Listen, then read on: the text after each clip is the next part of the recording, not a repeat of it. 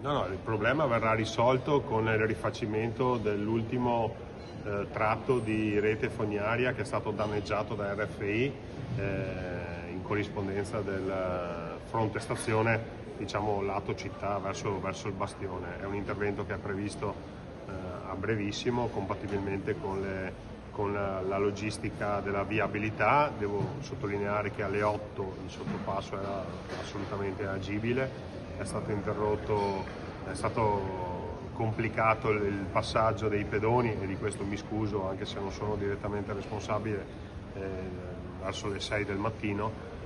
Abbiamo fatto immediatamente presente a RFI che sono intervenuti. Adesso solleciterò anche il rifacimento della tubazione delle fognature, perché di fatto il tappo è stato creato da quegli elementi di fondazione del nuovo sottopasso che ha di fatto ostruito le condotte e quindi provocano questo tipo di allagamento.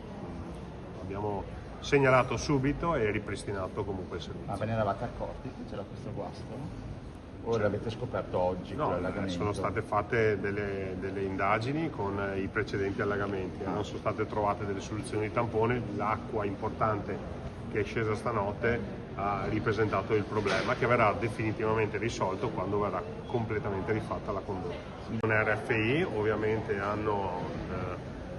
si sono anche resi conto della situazione e dell'andamento del cantiere, che è stato molto complicato e mal gestito, seppur con grandi responsabilità da parte degli appaltatori, però al netto di questo arriverà il momento in cui o attraverso opere di compensazione o attraverso il non riconoscimento delle somme che dobbiamo versare all'RFI faremo i conti. Quindi insomma sto parlando sia con i vertici di RFI sia con i responsabili della commessa. La situazione è assolutamente sotto controllo da un punto di vista contrattuale e finanziario. È altrettanto vero che adesso dobbiamo arrivare al traguardo, finire le opere, a liberare l'area. Devo dire che le opere stanno andando avanti secondo le ultime scadenze.